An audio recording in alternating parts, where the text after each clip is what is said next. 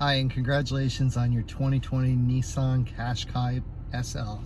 This is a great little vehicle. It's got a ton of features to it, comfortable drive, really good on gas. I know you're going to love it. It's why you bought it.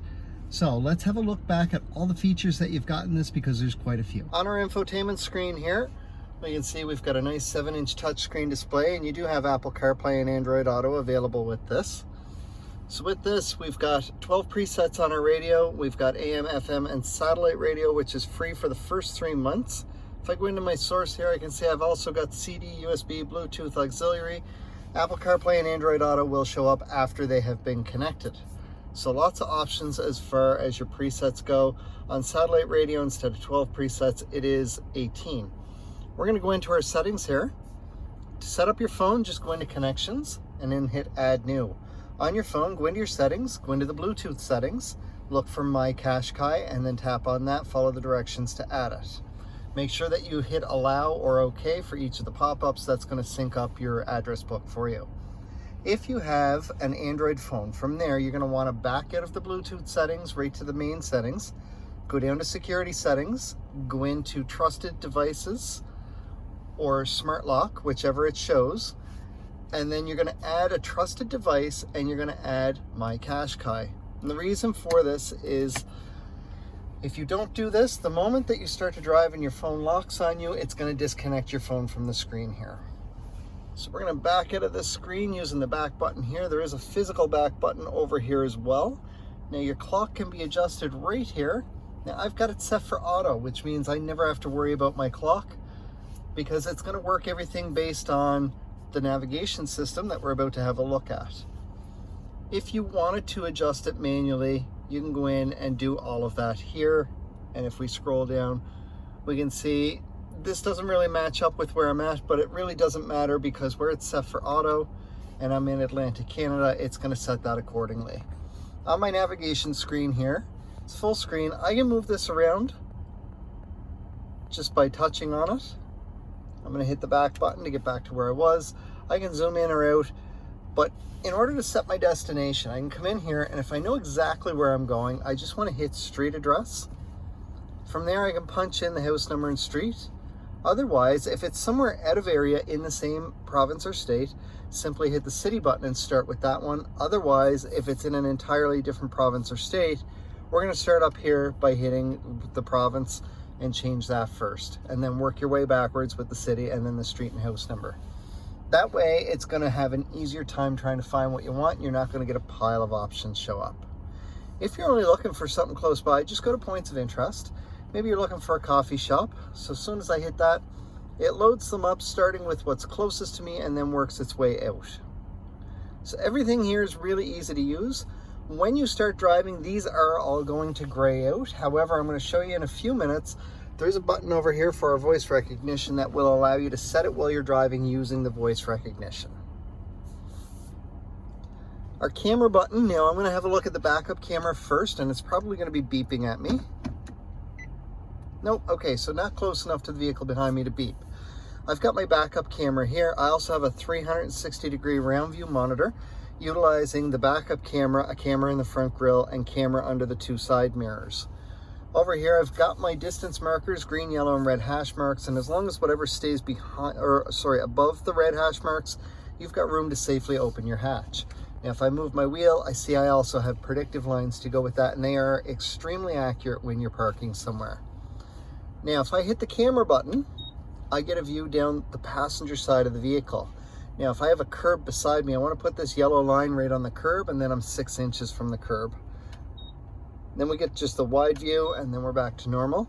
Now, if I go down to drive, because I hit the camera button, I now have a view at the front of the vehicle. So if I'm pulling into a parking spot, it allows me to see where I'm going.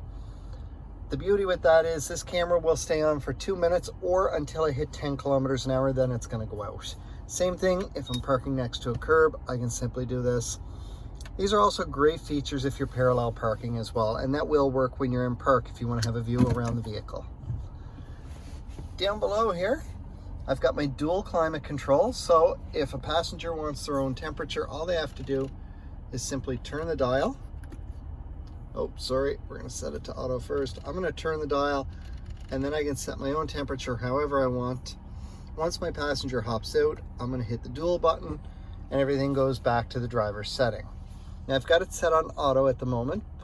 Typically what I recommend is find a temperature that you're comfortable with, set it for auto, and never worry about it. Once you do that, it's going to determine where your airflow is going and how high the fan speed is. It's going to try and get you to your temperature as fast as possible. So in the winter it'll be warm air, in the summer it'll be cool air. And as you get closer to your temperature, the fan will adjust itself, as will your airflow location, and then do what it has to just to maintain that temperature. If you want to manually adjust it, your fan is right here. Your mode button will change your airflow. And if we notice, the moment I do it, auto turned off. So I'm going to turn auto back on. If I want it on the front windshield, there is its own button for that. My rear defrost will also activate my heated side mirrors with this as well. Down below here, I have an electronic parking brake as well as auto hold. Auto hold, when you use it, now if I put us in drive, now what we notice up here is there's nothing because I don't have my seatbelt on yet where I'm doing this video.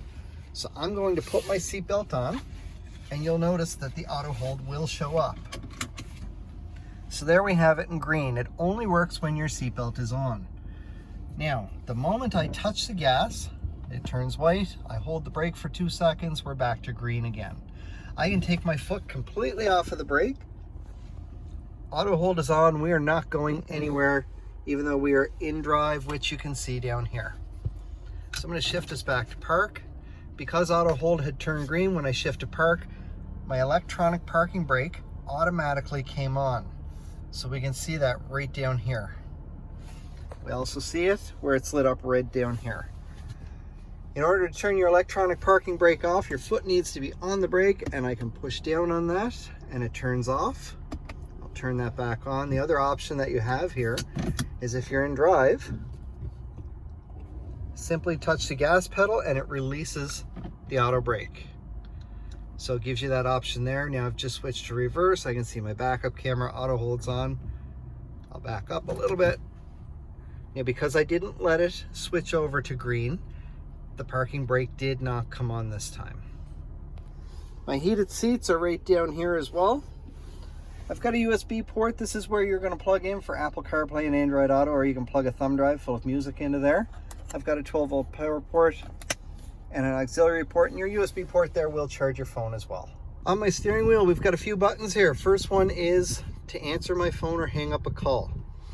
Right here, we've got that voice recognition button that we talked about. So as we mentioned, you can set your navigation through this. You can make an outbound call through this, or if I press and hold, it will access the voice recognition system on my phone, depending on the type of phone that I have. My blue button here is going to turn on my cruise control. Now it is adaptive cruise control. You also have a lot of safety features as well as ProPilot Assist on this particular vehicle.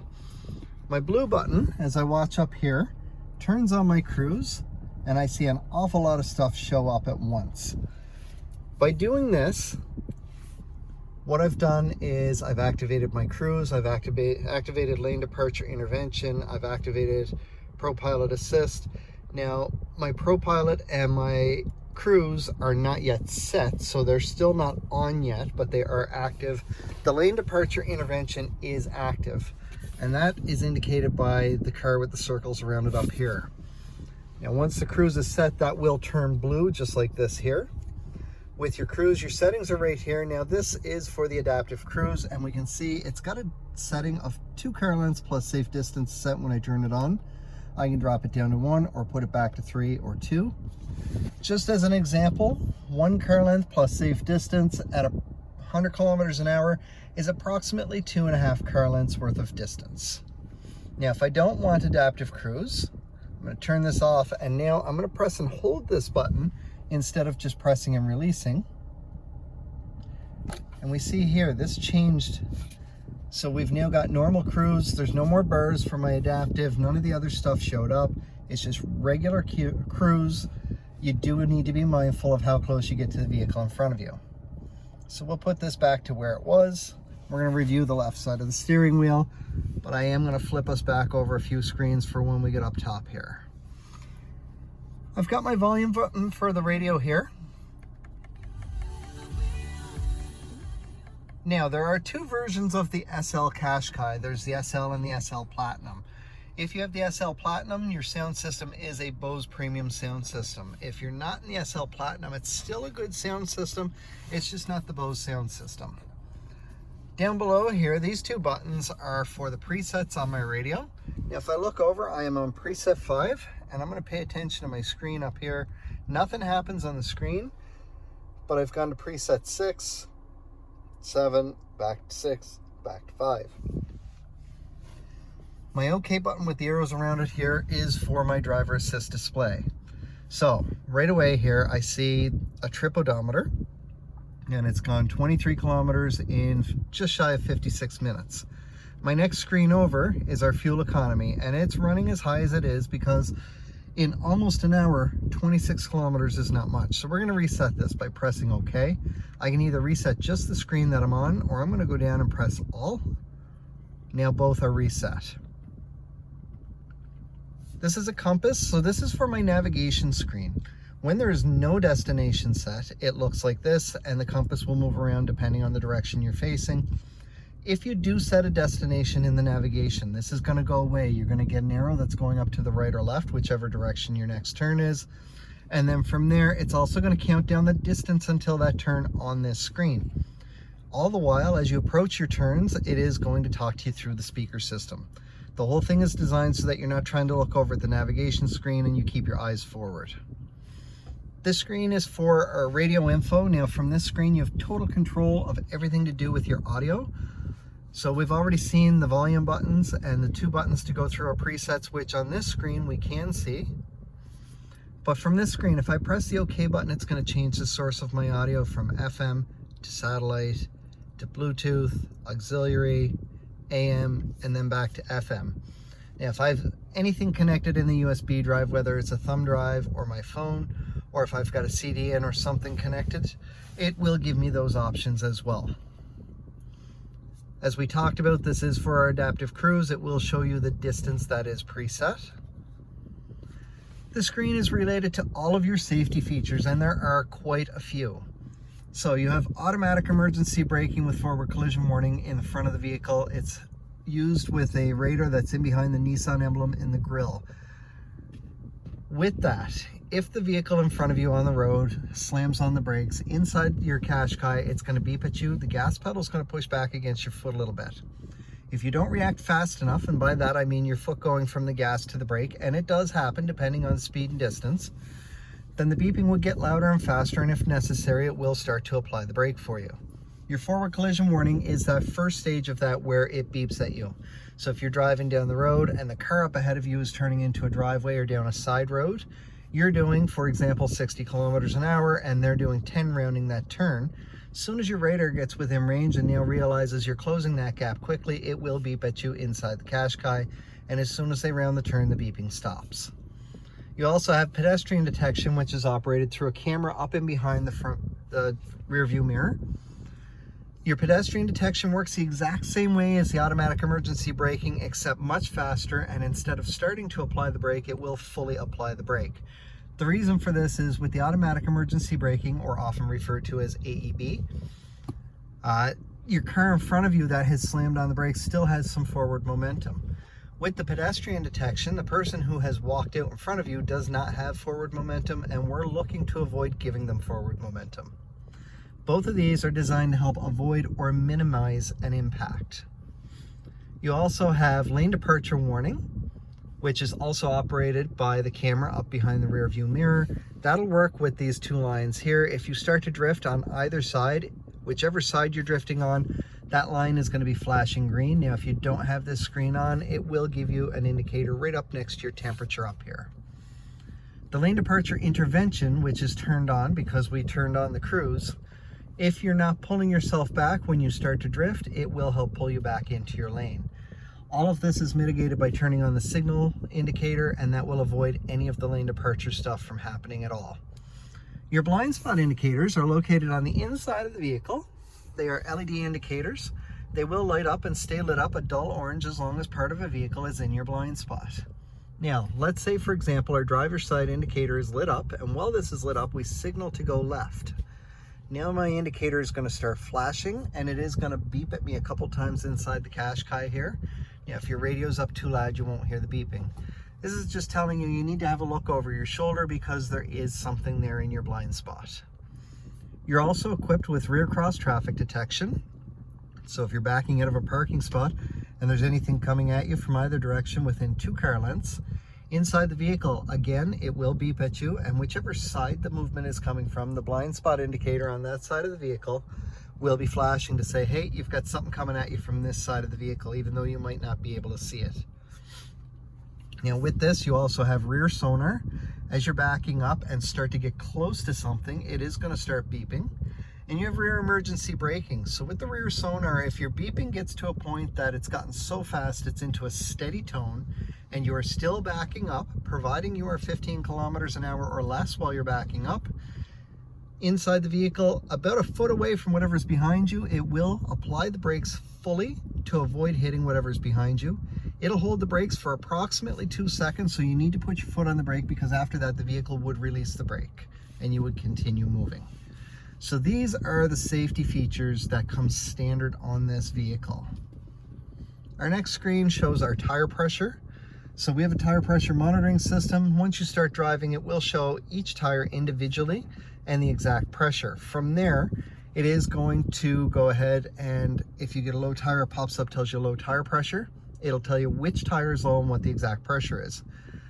Go to your local service station or grab an air pump. Go to the tire it says needs the air. Start putting air in the tire. When you get to the right pressure, your horn's going to beep to tell you to stop.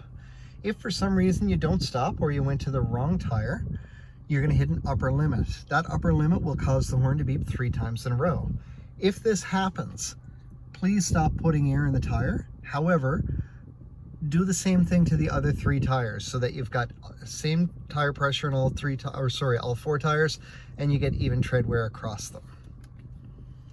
Warnings can be reviewed on this screen. So for example, we'll go back and we're going to create a warning. So right away I see on the center screen there, I've got a warning for a door that's open. I also have a triangle over here with an exclamation. If I push the OK button, it clears off my warning on my driver assist display, but my triangle stays. So if, let's say for example, I'm driving down the highway, it pops up low wiper fluid. An hour or 2 later, I'm pulling into a gas station. I've already cleared off the warning, but I don't remember why my triangle's there. I can now come back to my warning screen and it shows me exactly what the warning is. To clear your warning, simply correct the issue. Our last screen over is our settings. Now there's a couple things I do want to show you.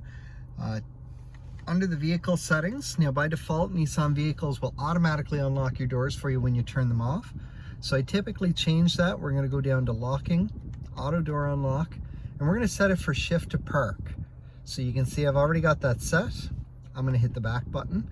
So now the moment I shift into park, the doors will automatically unlock for me. I'm going to go into wipers, and I want to make sure that these top 2 are turned on. The bottom one is turned on by default, but the top 2 are not. Speed dependent, it means that when your wipers are on intermittent, as you move from residential to highway and your speed picks up, the time delay is going to shorten up a little bit automatically without you adjusting anything. Reverse link is for when your front wipers are on and your rear wiper is not.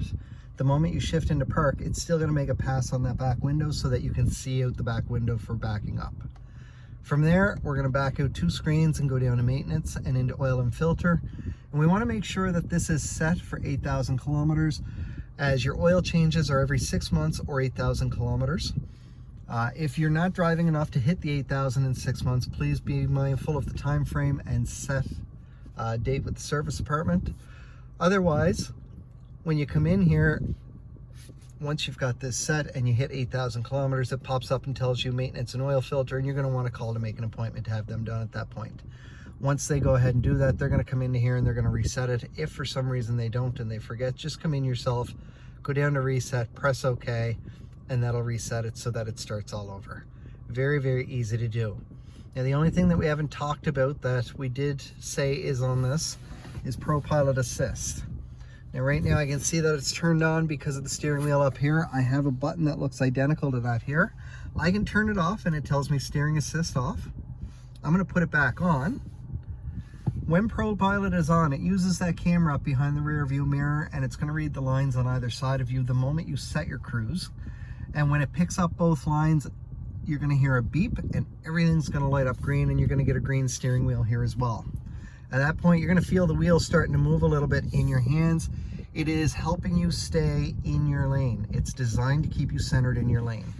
That feature was designed primarily for long drives or late night drives. You can use it anytime you have the cruise on, or simply turn it on by, off by pushing that button. You don't need to use it at all. That's up to you if you want to use it or not. I do have a separate video on my YouTube channel that will take you to a video showing exactly how ProPilot works, so please feel free to check that out. Down below here, I've got a few buttons. We've already looked at our ProPilot button. I want to look at the traction control. So we're going to turn this off in a moment, although we do recommend leaving this alone as you're in an all-wheel drive vehicle. When I turn this off, I hear a beep and I see a lot of stuff show up on my dash.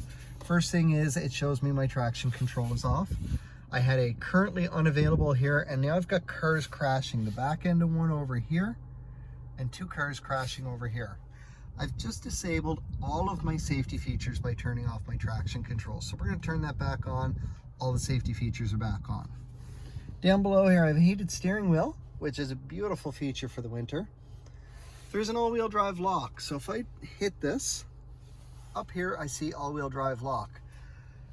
Your vehicle is an intuitive all-wheel drive, so it's going to drive front wheel about 90 to 95% of the time. Pulling away from a dead stop, you're in all-wheel drive. Once you get going, it drops down to front wheel. Any conditions where it needs the extra power, or any traction conditions, so if your wheels slip because of loose gravel, slippery roads, hydroplaning, whatever the situation is, all-wheel drive automatically kicks in. Locking it will keep it locked in up to 40 kilometers per hour. Once you get over 40 kilometers an hour, that lock is going to automatically turn off, and you're going to drop down to front wheel drive. However, as I mentioned, it will engage all-wheel drive as needed up to 145 kilometers an hour. So anywhere that you can legally drive in North America, you have all-wheel drive available for you. We also have sport mode and eco mode. They're both going to show up underneath my drive indicator down here. Sport mode is if you're losing your passing lane, need to get out and around somebody in a hurry, you're going to want to hit that. It's going to give you a little more torque on your motor so that you can get out and go in a hurry. Don't forget to turn that back off though. It is a little bit harder on gas. Eco mode shows up here. That's going to get you better gas mileage than what you're already getting, and it does get really good gas mileage. The only thing to be aware of is pulling away quickly from a dead stop or trying to get out and around somebody in a hurry will feel a little bit sluggish compared to normal mode if you're in eco mode. A couple final things to go over. We've got an auto dimming rear view mirror up here, so if you've got somebody in behind you, and we can see there I can turn it on or off. They've got their high beams on, it will automatically dim the mirror for you. We also have home link here. To set up your home link, this is for a home garage door, or for an apartment garage door for that matter. Simply press and hold your garage door opener while you are in front of the garage door, and press and hold whichever one of these 3 buttons you want it to be set to. You'll see the light flash red in a very slow flash. As soon as it starts flashing fast in red, let go of the button there and your garage door opener. It means that you're synced up. If for some reason that doesn't work to sync up your garage door opener, check your owner's manual, as there are 2 other methods in there on how to do this. Over at my door, I do have memory seats. So what we encourage you to do is get your seat where you want it. So forward and back, up and down, set your lumbar support and the tilt on it, then set your side mirrors for where you want them. And if you're driver 1, you're going to hit set, and then you're going to hit 1. You hear a beep, you're all set. You're going to spend your first week readjusting many times and tweaking it till you find that ideal spot. Once you do, every time you set it, every time you readjust it, just hit set and then 1, or whichever driver you are. We're going to set our headlights for auto, and I'm going to cover the sensor up in the corner here because I want to show you do have high beam assist. Covering that sensor is going to force my lights to come on because that's the sensor that reads your daylight. Now I'm going to push my signal indicator forward, and I see a green bullet here with the letter A in it.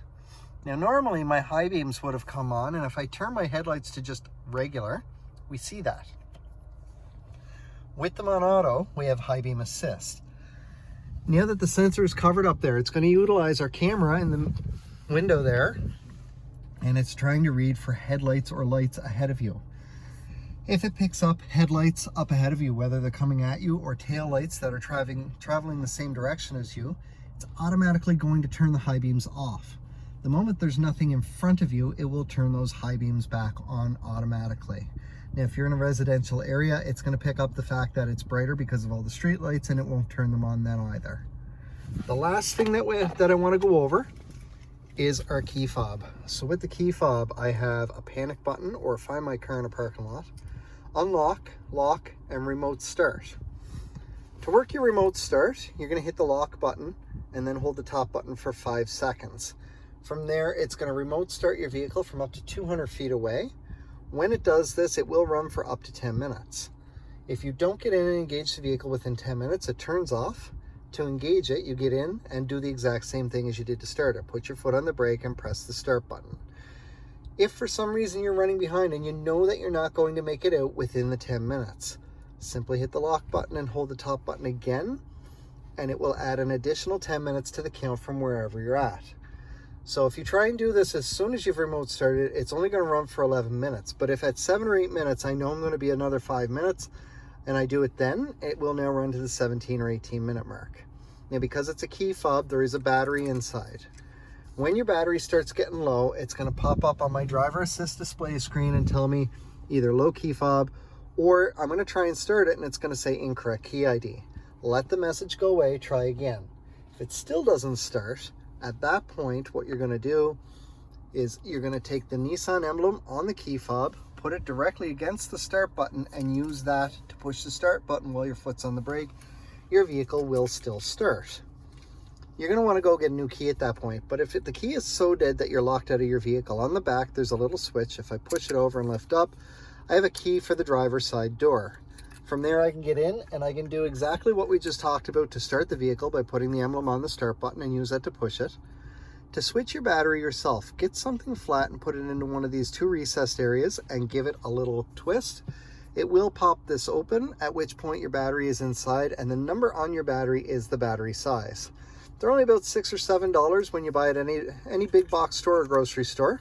Or you can take it to the Nissan dealership and they will switch it out for you, because they'll do all the testing and make sure that everything's good and it's less cumbersome. Once you put the new battery in, clip it back together, drop your key back inside, and you're good to go. There's nothing else that you need to do. Congratulations again on your Nissan Qashqai SL or SL Platinum, as the case may be. I know you're going to love this vehicle. I know we just covered a lot, but if you still have any questions, please don't hesitate to get in touch. We'll answer them as fast as we can. You can call, text, email, or stop in at 60 Baker Drive in Dartmouth, Nova Scotia with O'Regan's Nissan. We look forward to working with you when it's time for your next vehicle, and anytime that you're in for regular maintenance, please feel free to pop by and say hello. We'd love to see you.